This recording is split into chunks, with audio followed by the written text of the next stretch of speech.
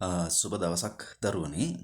අපි අද කතා කරන්නට බලාපොරොත්තු වෙන්නේ 6 ශ්‍රේණියේ සිට 13 ශ්‍රේණිය දක්වා අපස උසස් පෙළ දක්වා ඒ වගේම මේ 4 5 ශ්‍රේණිය වලටත් ඇත්තටම මේ ව්‍යාකරණ සංකල්පය වැදගත් වෙනවා. සර්වනාම. සර්වනාම කියන්නේ මොනවද? ඒ සර්වනාම වාක්‍යවල යොදාගන්නේ කොහොමද? සහ සිංහල භාෂාවේ විශේෂයෙන් ලේඛනයේදී මේ සර්වනාම භාවිතා කරන්නේ කොහොමද කියනක පිළිබඳව අපි අද මේ පාඩමෙන් කතා කරන්නට බලාපොරොත්තු වෙනවා. හොඳයි අපි යමු සර්වනාම පාඩමට. වැඩි කාල වේලාවක් අරගන්නේ නැතුව ඔයාලටත් කාලය අඩු වෙන්න පුළුවන්, හිග වෙන්න පුළුවන්, වෙලාවක් නැති වෙන්න පුළුවන්, හදිස්සියේ මේක බලනවා වෙන්න පුළුවන්. ඒ නිසා අපි කාලයත් ඉතුරු කරගනිමින් අපි අපේ වැඩේට යමු. ඉස්සෙල්ලාම සර්වනාම කියන්නේ මොනවද කියලා හඳුනාගමු. සිංහල භාෂාවේ පද වර්ග 3ක් තියෙනවා. ඒ තමයි නාමපද, ක්‍රියාපද, අව්‍යපද. නාමපද බලන්න කොටස් කරන හැටි නාම නාම, සමාස නාම, ප්‍රත්‍යාර්ථ නාම, සර්වනාම.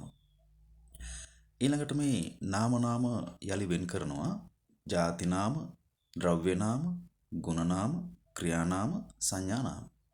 ಜಾති, ද්‍රව්‍ය, ගුණ, ක්‍රියා, සංඥා කියන නාම වලට කොටස් කරනවා. අපි නාම නාම වෙනම කතා කරනවා. ඒ වගේම සමාස නාම වෙනම දීර්ඝ පාඩමක් තියෙනවා. ප්‍රත්‍යාර්ථ නාම වෙනම දීර්ඝ පාඩමක් තියෙනවා. ඒ ප්‍රත්‍යාර්ථ නාමත් තද්දිත සහ කෘදන්ත නාම වශයෙන් කොටස් දෙකකට වෙන් කරනවා. ඊළඟට සර්වනාම. මේ සර්වනාම තමයි අද දවසේ අපේ පාඩම වෙන්නේ. සර්වනාම කියන්නේ මොනවද? බලමු. සර්වනාම යන්නට කෙටි නිර්වචනයක් මෙතන දීලා තියෙනවා.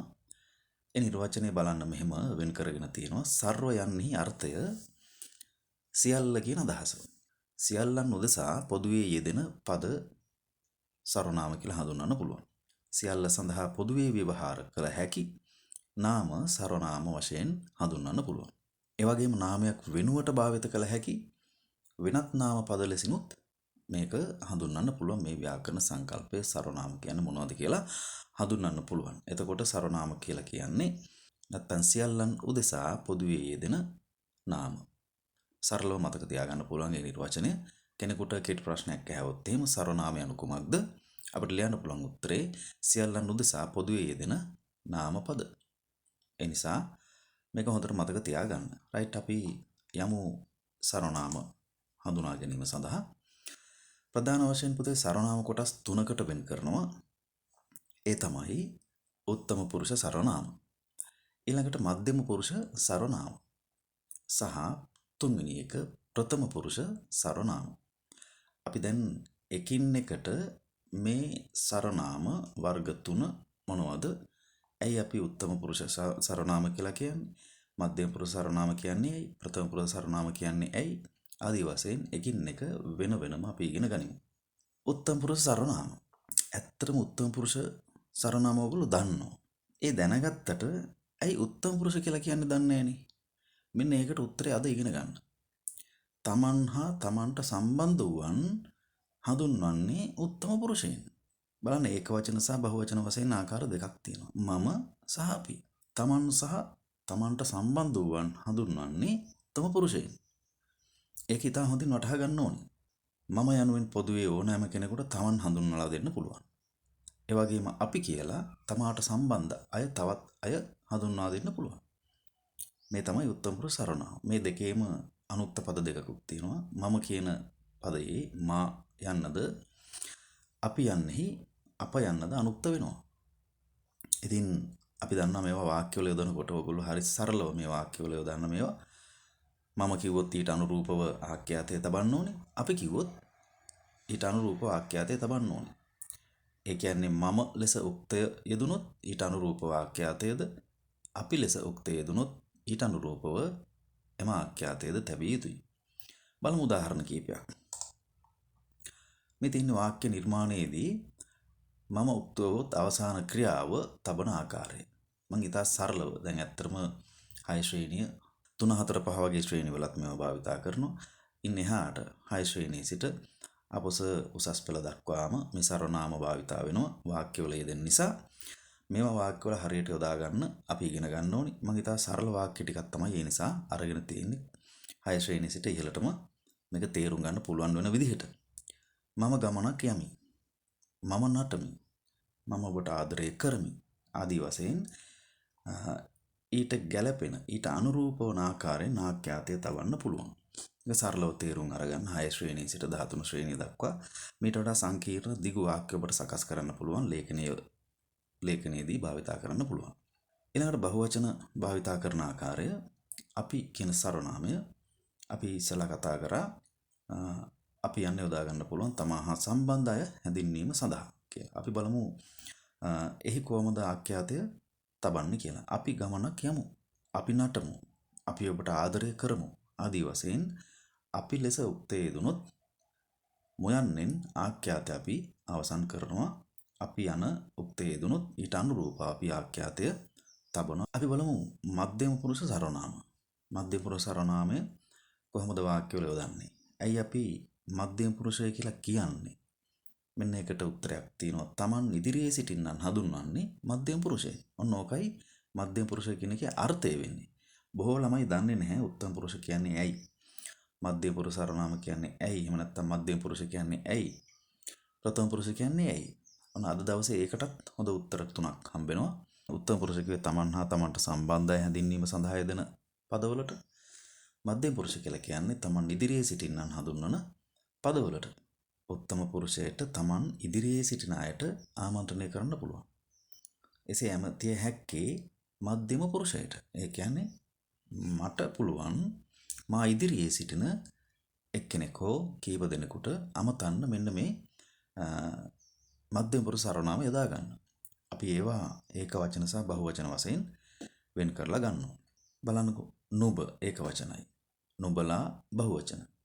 තෝ, තොපි, තී, තෙපි, ඔබ, ඔබලා ආදී වශයෙන් මධ්‍යම පුරුෂ ඒක වචන බහු වචන වශයෙන් මේ සර්වනාම අපිට භාවිතා කරන්න පුළුවන් ලේඛනයේදී වාක්‍ය නිර්මාණය සඳහා. ඊළඟට මේ මධ්‍යම පුරුෂ ඒක වචන සහ බහු වචන නාම පද සර්වනාම පද අපි කොහොමද වාක්‍යවල යොදන්නේ? ඒක වචනය උක්තය ලෙස යෙදුනොත් ආඛ්‍යාතයට අනුරූප වෙන්න ඕනි. ඒ වගේම මධ්‍යම පුරුෂ බහු වචන පදයක් වාක්‍යයක උක්ත වූ විට අවසාන ක්‍රියාව ඊට අනුරූපව අවසන් වෙන්න ඕනි. නුඹ ගමනක් යන්නෙහි ඔන්න ඒක වචන. නුඹ නටන්නෙහි, තෝ නටන්නෙහි, තී නටන්නෙහි, ඔබ ගමනක් යන්නෙහි ආදී වශයෙන් අපිට ආඛ්‍යාතය තවන්න පුළුවන්. බහු වචන නුඹලා ගමනක් යන්නෙහු, නුඹලා නටන්නෙහු, තොපි නටන්නෙහු, ඔබලා නටන්නෙහු. ඔන්න පුතේ මේ ආදී වශයෙන් ඉතා සරල වාක්‍ය ටිකක් තමයි මම මෙතන අරන් තියෙන්නේ. ඔයගලන්ට පුළුවන් තවත් සංකීර්ණ කරලා මේ වාක්‍යයට තවත් කොටස් එකතු කරලා දිගු වාක්‍ය නිර්මාණය කරන්න. අපි බලමු ප්‍රථම පුරුෂ සර්වනාම. ප්‍රථම පුරුෂ කියන්නේ කාටද? Taman ළඟ නොසිටින, තමා ඉදිරියෙන් නොසිටින වෙනත් අය හැඳින්වීම සඳහා. ඒ කියන්නේ තවත් විදිහකින් කියනවා නම් උත්තම පුරුෂයටත් මධ්‍යම පුරුෂයටත් අයත් නොවන අන්‍ය සියලුම නාමපද ප්‍රථම පුරුෂයටයි අයත් වෙන්නේ. මේවා ප්‍රාණවාචී සහ අප්‍රාණවාචී වශයෙන් කොටස් දෙකකට වෙන් කරනවා. ප්‍රාණවාචී මිනිසා, හරකා, මිනිස්සු, හරක්, සිංහයෝ, කුකුලා, බල්ලා, නරියා, අක්කා, අයියා, මාමා ආදී වශයෙන් සමාන්, විභූෂණ විවිධ නම් භාවිතා කරන්න පුළුවන්. චමරි, රේණුකා, ගුණවර්ධන, තිලකා ආදී වශයෙන් ඕනතරම් නම් භාවිතා කරන්න පුළුවන්. එතකොට ප්‍රාණවාචී ප්‍රථම පුරුෂ සර්වනාම විදිහට ඒවා සලකන්න පුළුවන්. අප්‍රාණවාචී ගස්, පුටුව, ගස, මේස, පුටු, තාරකා, තාරකාව ආදී වශයෙන් අප්‍රාණවාචී සර්වනාම යොදා ගන්න පුළුවන්. මේවා වාක්‍යවල යෙදීමේදී බලන්න ආඛ්‍යාතය යොදා ගන්න හැටි. ඊළඟට මේ ප්‍රථම පුරුෂයට අයත් සර්වනාම පද කීපයක් නිත්‍ය බහුවචන වශයෙන් යෙදෙනවා. බලන්නකෝ ඇතමෙක්, අයෙක්, කිසිවෙක්, කෙනෙක්, කවුරු, දෙනෙක්, කවරෙක්, සමහරු, සමහරෙක් ආදී වශයෙන් නිත්‍ය බහුවචන වශයෙන් මේ ප්‍රථම පුරුෂයට සර්වනාම පද කීපයක් යෙදෙනවා. එතකොට මේ නිත්‍ය බහුවචන පදයක් උක්තය ලෙස යෙදුනොත් කොහොමද ආඛ්‍යාතය තබන්නේ? මේක වාක්‍ය රීතියක්. ඇතමෙක් සින්දු කියති. අන්න බලන්න බහුවචනෙන් තමයි වාක්‍යයේ ආඛ්‍යාතය තියලා තියෙන්නේ. නටත් අයෙක් සුරාමතින්. එම නැත්තම් අයෙක් සුරාමතින් නටති කියලා කියන්න පුළුවන්. එහි අර්ථය කවුරු දනිද්ද? වැඩි දෙනෙක් පිළිතුරු සැපයූහ. දෙනෙක් සැපයූහ. කවුරු දනිද්ද? ආදි වශයෙන් මේ නිත්‍ය බහුවචන පදයක් අනිවාර්යයෙන්ම උක්ත ලෙස යෙදුනොත් ආඛ්‍යාතය බහුවචනෙන් තැවිය යුතුයි. අපි උක්තාඛ්‍යාත පද සම්බන්ධ පාඩමේදී තවත් ඉදිරියට සහ තවත් ඉස්සරහට මේවා කතා කරනවා. හොඳයි. සරනාම විදිහට මේවා යොදා ගන්න හැටි තා වැදගත් වෙනවා. මේ සරනාම පදවල උක්ත අනුක්ත ભેදයක් තියෙනවා. අපි ඒකත් ඉගෙන ගන්න ඕනේ. මොකද අප සාමාන්‍ය පෙළ සහ උසස් පෙළ ළමයි තවමත් වරද්දනවා මේ උක්ත අනුක්ත පද. උක්ත අනුක්තය කියලා කියන්නේ මොකක්ද දන්නේ නැහැ. උක්ත වෙන්නේ මොකක්ද කියලා දන්නේ නැහැ. අනුක්ත වෙන්නේ මොකක්ද කියලා දන්නේ නැහැ. ආදී වශයෙන් මේ වාක්‍ය රීතිවල මේවා විවිධාකාරයෙන් භාවිතා වෙනවා. ඒ නිසා මේක දැන සිටීම ඉතා වැදගත් වෙනවා වාක්‍ය නිර්මාණයේදී. උසස් පෙළ විශේෂයෙන් 4 වෙනි ප්‍රශ්න එහෙම සහ සාමාන්‍ය පෙළ ප්‍රශ්න පත්‍රවල මේවා නිතරම යොදා ගන්නවා. අපි ඒ නිසා මේවා හරි හැටි හරි අවබෝධයකින් යුක්තව දැන සිටිය යුතුයි. මම මා අනුක්ත පද උක්ත පද වෙන් කරලා තියෙනවා. අපි අප තෝ තා තොපි තොප ඕ ඈ හේ ඇය ඔහු අනුක්ත පද. නුඹ නුඹමයි. ඒක වචනයේදී වෙනස් වෙන්නේ නැහැ. උක්තයත් අනුක්තයත් දෙකම එකයි. ඒක වචනයේදී ඇමතිතුමා ඇමතිතුමාලමයි අනුක්තයේදී. සමන් අනුක්තයේදී සමන්මයි. වෙනස් වෙන්නේ නැහැ. ඒක වචන නිසා. හෙතෙම ඔහු තී රිලවෙක් රිලවෙකු මිනිසෙක් මිනිසෙකු අන්න එතන බලන්න වෙනසක්. දැන් පුරුෂ ලිංගයේදී එක් ප්‍රත්‍ය භාවිතා කරනවා උක්තය සඳහා. පුරුෂ ලිංගයේදී එකු ප්‍රත්‍ය භාවිතා වෙන්නේ අනුක්තය සඳහා. රිලවෙක් රිලවෙකු මිනිසෙක් මිනිසෙකු ආදී වශයෙන්. ඒ වගේම ස්ත්‍රී ලිංග පදවලදී අප්‍රත්‍ය භාවිතා වෙනවා උක්ත පද සඳහා. අක ප්‍රත්‍ය භාවිතා වෙනවා අනුක්ත පද සඳහා. නිලියක් නිලියක ගැහැණියක් ගැහැණියක සමනලියක් සමනලියක රිලවියක් රිලවියක ආදී වශයෙන්.